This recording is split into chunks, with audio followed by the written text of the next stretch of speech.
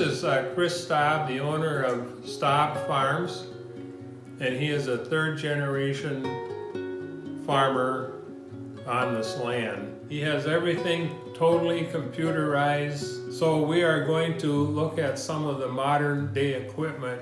We can go ahead and get started on the tour and we'll show you around and see what a farm looks like nowadays. And this is our new model. It's a 9250, so it is the largest in the series that Case IH makes. We harvest just corn and soybeans. We'll start off with soybeans in the middle of September, and usually about the middle of October is when we're switching over to harvesting corn. We have row feelers that go on the corn head, just feels each row of the corn, so then it adjusts with the GPS and with the voltage within the feelers as they go back and forth, and then that steers the tires in the back. So it's an elaborate wiring system that we have to put in there. Like for soybeans, we'll use just the straight GPS without any row feelers or anything. So we'll set an A-B line or set a degree line, and then we just keep driving, and we'll set it at the width of whatever the platform is for soybean harvest. But for corn, it's a little different because it's the same thing like for a crop sprayer or anything that drives down a row. It's hard for it to do because you're always turning and adjusting, and when you're with a limited amount of space, then you're always running over crop. So that has not been perfected, but that's how they've overcome it with the corn head and for corn harvest, is using that row feeler thing in combination with the GPS signal. We have cameras in there. We have cameras for the hopper. We'll have camera in the back so we can see traffic oncoming. It'll go through the throat, and then it goes into a rotor, which is just a big drum with a cage around it, and then it falls on the bed and the cleaning system with air and blows the chaff out of the back. In the back of the combine, there's sieves. It's just kind of like fingers, and you can tilt them up and down, so how big the gap is. And then we have the big fan is underneath here to blow through the sieves and blow the chaff and residue out of the back. And then we have spreaders on the back. At this point, this is where all the residue comes out of the back, and it drops, and then we have two turbines that spin and blow out the chaff. It'll spread it out 20 feet or better from here. We have sensors back here that sense if we are sending corn out of the back end of the combine and how much, and those combines will automatically adjust the settings to try and eliminate that. So one of the things is the auger's always stuck out so far, so they've come up with a folding auger system. It works better for storage, safer for backing into corners, safer for going down for transportation down the road, going from field to field. Looking cash, looking like you're going to the beach here. So this is what our display looks like. Okay. So when we're operating, we have different run screens. We can enter our farm, our product, conditions, and then we just have all these different run screens. This one will show the moisture of the crop coming in, and also the yield. Right now it's showing pounds per acre, but when we're combining here in Minnesota for corn and soybeans, we keep track of bushels per acre. Like this screen here is what we do for auto steer. So you go in here and record a swath. The swath is just what our path is. So if we have a 40-foot head on the front of the combine, our swath is 40 feet wide. So that's what we'd enter into there. And then I'll map it out, and if we wanted to create an A-B line, if we were going along a fence line, we'd start off and push point A, we've got to then we'd push point B. Assuming your fence line is straight, Okay. you can mark the one point, you drive down, mark the other point, and then the computer will calculate out what degrees that line is, and then it'll automatically come up and show you that. And then you can use that to drive it. So yeah, so then it's all automated. So you're just sitting in here having a sandwich, Yeah. Watching movies or something, right? watching Netflix. So this is the rotor, and these are the sieves in the back here, and you have your fan, and this is your clean grain auger, which will go over, and then the grain will go up to the tank in the top of the combine, and then the big auger we were looking at earlier, that's where we'll load it into a wagon. We call them grain carts, and then the grain cart will take it to dump it on the semi at that point. Besides that, we'll have an iPad in here also. We have another software program that we work with that we can move around from different implements. And actually, let's say if I was gone at one of my child's events or whatever, I could actually watch the combine on that as it would go. It's not that, it's peaceful and stuff in the evening time for the last few hours, but during the day you're trying to line up your help, seeing when your part-time is coming for work, if you're hauling to the elevator and that, and just the status of the trucks and our dryer where we dry the corn, because when we harvest it, it's too wet for storage, it'll rot. And so we have to dry it, getting parts and repairs and marketing and just your general normal business calls on a day-to-day basis. So It's a lot of work. People don't realize how much work it is nowadays. Yep. Yeah. It used to be way back in the day, one time there could have potentially been up to over 50 farmers on the ground that were farming. My son, who was 11, actually asked that question the other day. We went by, it was a Ford dealer, and he says, why is there a Ford dealer out in the middle of nowhere in a small town?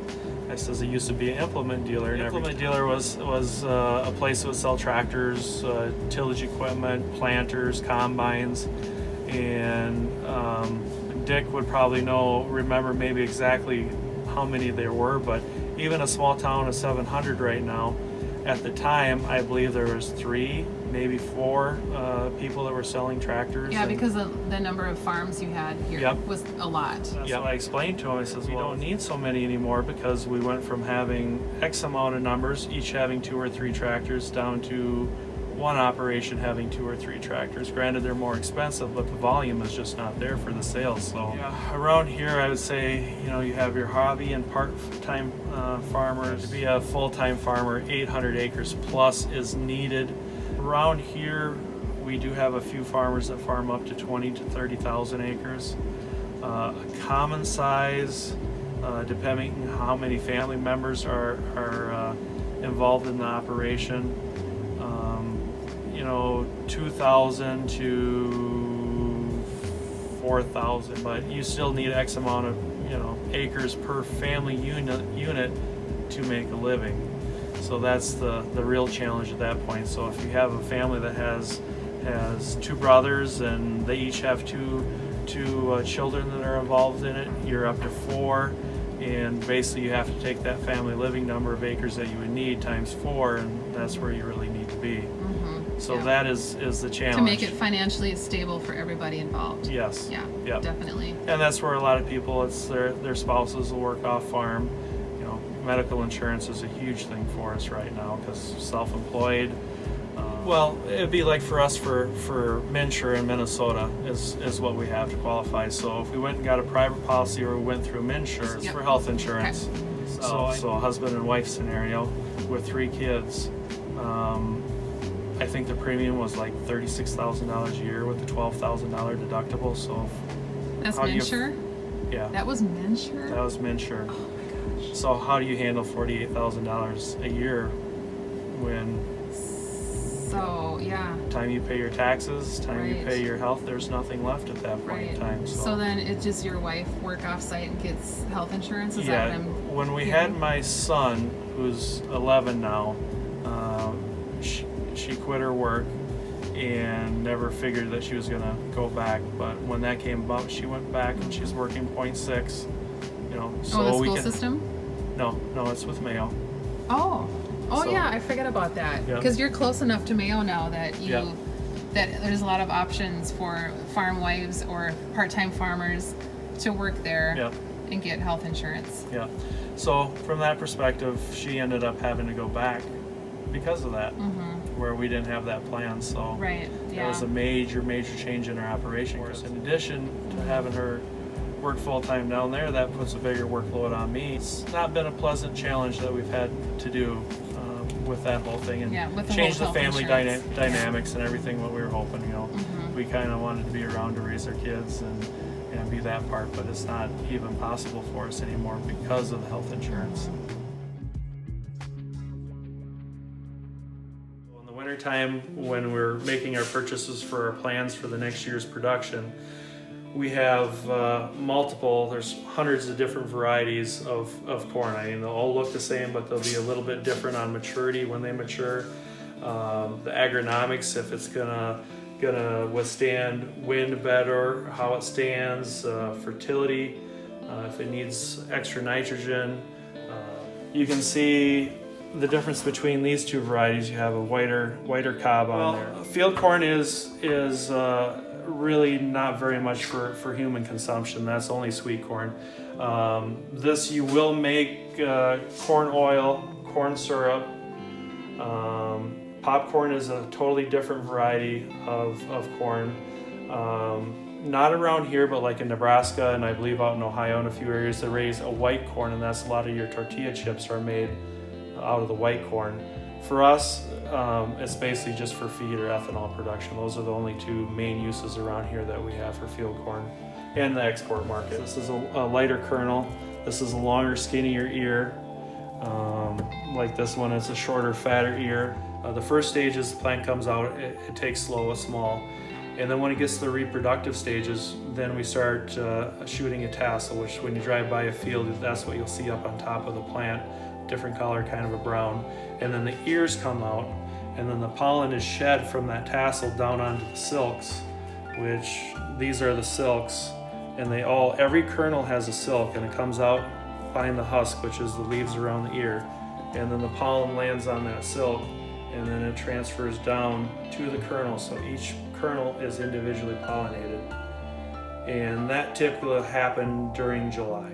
And then there's the dry matter within the kernel and stuff there. So just that little spot there will turn black. And that's how we know the corn is mature at that time. And at that point, it's going to be upper 20s to lower 30% moisture, which we need to get it down to 14, 15% moisture in order to store. So that's where the mechanical drying comes in. During a typical growing season, if we could have around 25 inches, that would be enough. Because typically we have consistent rainfall, because a lot of this, when you start getting 4 inches and 3.8 inches, a lot of that water just ends up running off because the soil can't soak it in. So really we didn't benefit from those rains like we could have. So that's what that one is as far as the moisture profile goes and rainfall. Good question, Lynn. The local people still call it the Clifford Fire. Wow, there you go. How does that make you feel, Dan? Makes it feel you should have bought it. Yeah, I should have bought the farm. Great-grandparents came up, moved from Chicago, retired, and built the place where I live at right now and bought that. But yeah, we started with just this one yellow one originally, and then they bought this 160 when they came up, and then they bought the 80, and it's gone from there. This system, this is sandier down through here. And then it gets blacker, more clay content there, and same thing here. That slows down the drainage. Sand drains really fast and really well. Clay drains slow and doesn't. So We took this road, which went by our old farm where I lived when I went to high school. As we came by, there was a tractor and a big, huge lawnmower mowing the ditch. So they mow the grass on the side of the ditch. Why, Chris? well, a lot of it is for weeds. So you have the noxious Yeah. weeds and those things there, and just it promotes a healthier environment for. You have to do maintenance on these man-made ditches, which most of these through here are man-made ditches. So they come through with the excavator and clean those out. And so at that point, you have they call it a ditch group. So there's an agreement, and everyone's part of it. And you calculate wet acres. So if it's a $100,000 project, and you have 5% of the wet acres, you have to pay 5% of the 100,000.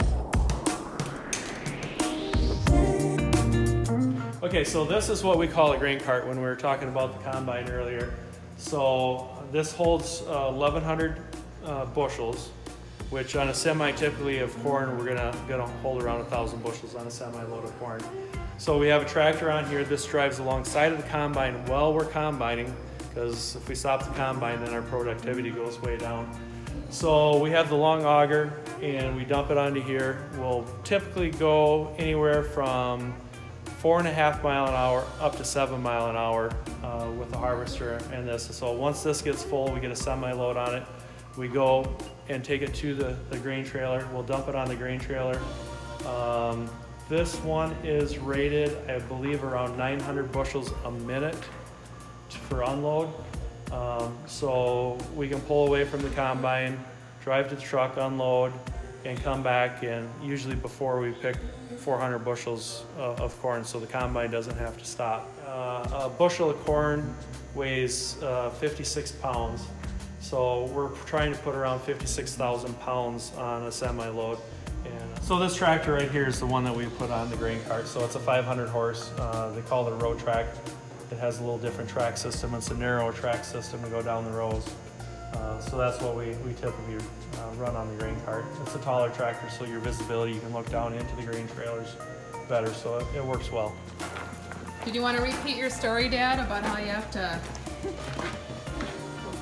haul you know what? Oh, darn it. This is only for soybeans is what we use it for. So we have little knives on here that cycle back and forth. They call this a sickle. And it cuts the beans, and as we're going, this spins around the reel, and we have the tines, and that pushes the soybean plants onto this belt. And this belt is moving to the center, and then their center belt takes it up to that auger, and that auger pulls it into the combine for the processing part of it. Okay, so this is the corn head. So this is the last item we have that goes onto the combine. It's 12 rows, 30-inch spacing, so it's 30 feet wide. So when the corn gets to maturity, like we talked about on the kernels black layering, and then it dries down a little bit more, we'll typically try to combine it lower 20s, upper teens is where we want to. If it gets too dry, then the kernels start coming off the ear on the corn head and falling on the ground. So then we have head loss is what they call it at that point. This goes on the combine. We have more corn than we do soybeans, so we spend the most time in here. The corn comes in here. These chains are turning on both sides to pull the plant in, and then there's rolls down there with knives that pull on the stalk. So it pulls the stalk down, it plucks the ear off, and then these chains push it up into the auger. On the bottom side, we basically have lawnmower blades underneath here, and that helps chop up the stalks so it can decompose for next year's crop. Before they got chopping heads on the corn head, you had another stalk chopper that you chopped all the stalks with, so that it's eliminated one operation. Oh, that makes sense. Yeah. Okay. Eliminated a tractor, eliminated a person. And what exactly is a head chopper? Okay, so you have the stalk, the tall part, and then you have the ear coming off of it. So the stalk is the tall part, and you have the leaves. So when you call a stalk chopper, you're chopping the stalk. So when it comes out of the ground, the first couple feet are probably about anywhere from 1 inch to 2 inches in diameter, and they're pretty solid, very fibrous. And when you come across with a stalk chopper, that breaks it up, disintegrates it, so it helps it decay faster. Yeah, and anything to eliminate an extra person or equipment. I mean, it's obviously you're saving fuel, saving money, labor, because it is hard to get people. I mean, how many people want to come after work or take off during the fall to come do that? It's just working with people's schedule. It's a challenge as far as that goes. After I sold our business, into the fall of the year, I had time to come down to help them harvest corn. And then I graduated to the grain cart. All right, you got promoted. Then I graduated to driving the semi, so, Yeah. before I grew too old, I was able to do most anything. But I also grew up on a farm. Right, and I remember those falls. He was very happy. Very, very happy to come down and help. So there's been a lot of changes. And it won't stop either. There'll be a lot more changes as time goes. During the season, so I have 2 full-time employees and myself. And then during the season, we probably have about 6 additional people that come in and help, depending on what their work schedule is. We have a lot of people come in the evening time and afternoon to fill in. Because typically when we're going during harvest time, we have combine driver, cart driver, tillage driver, and 2 to 3 truck drivers. So we usually will start October 15th and we'll end up around Thanksgiving time, depending on the year. And it ends up being a long stretch because we're clocking 6, 7, 8 in the morning till 10, 11 o'clock at night for that whole stretch. every once in a while we get snowed out where we can't go, or we get such heavy rain we can't. But even then, typically we're hauling grain away to make sure we have enough storage, or doing repairs or maintenance, or you know, changing and replaceable, like the lawnmower blades on the corn head, we'll go and replace them. So even those days, it's not like we just shut down and do nothing, and all the bookwork piles up, and payroll taxes and retirement accounts and work comp and reports that we have to submit. So it's just kind of a nonstop. It's a heavy, long stretch when we go through it. For the most part, it's always family members or friends or just acquaintances. Yeah, labor is a very big challenge going forward. People don't want to put those hours in anymore, you know, for that long of a stretch. And already when I'm in the combine, seed companies are already getting ready for seed orders, and you're putting money down for seed at that point already.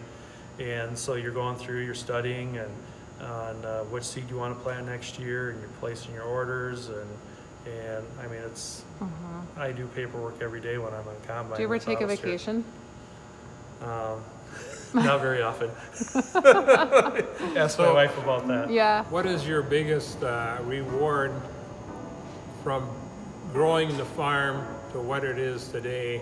You know, I went to college in the cities, and I worked in the cities. I was a broker for years, and I did hedging, which is trading derivatives and stuff, and managing grain risk and inventory. And what was your did that major in with college, by the way? As economics. My dad's called up one day and says, "Well, are you interested in coming back?" And I had to wait. I had some great opportunities in the cities. I had a great job.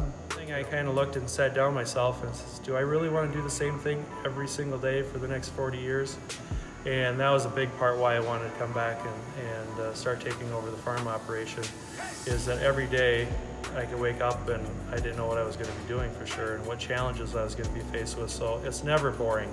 And that's probably one of the parts that I enjoy the most. One day I'm out fixing something, the next day I'm, you know, in a meeting meeting with accountants or lawyers and those type of things. So every day is just so different. You know, I have to do all the own payroll, you know, our accounting, keep everything in house. So there's always something new. There's always a good challenge as far as that goes. You know, that's probably also a little bit of the downfall too, is, you know, you can get wore down from that. You know, there's times where the workload is just too much, but, you know, it's a challenge, and you just fight through it and get it done. And, you know, financially, it has its ups and downs. I mean, there's times you do very well, and there's times where you're not doing very well. And to be able to manage that risk is a big part of the business, to be able to wake up one morning and you know the markets are down this, and your inventory just went down 6 figures. That part's not easy, but you just get used to it and work with it and do the best you can at that point. You know, another big part of it is just the family. You know, I can have my son and daughters come up in the summertime and be working with them, and just the involvement from that perspective is nice. You know, you can kind of take off when you want to, if you want to go to a game somewhat, but not always. But it's still hard to get away because there's always stuff going on. I mean, if it's not on the production side, it's on the management side. So it's just overall, it's a challenge, but it's a rewarding challenge just because it is a challenge.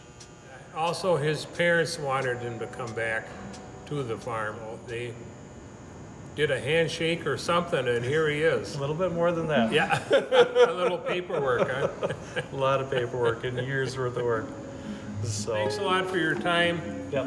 I know you got a busy schedule, but this is all very interesting. Really wanted to do modern day farming, and it just don't get any better than Oh no, this. this was fantastic. You were fantastic. Again, Thanks again, you're a Chris. star. Thanks, Dick. And so thanks again.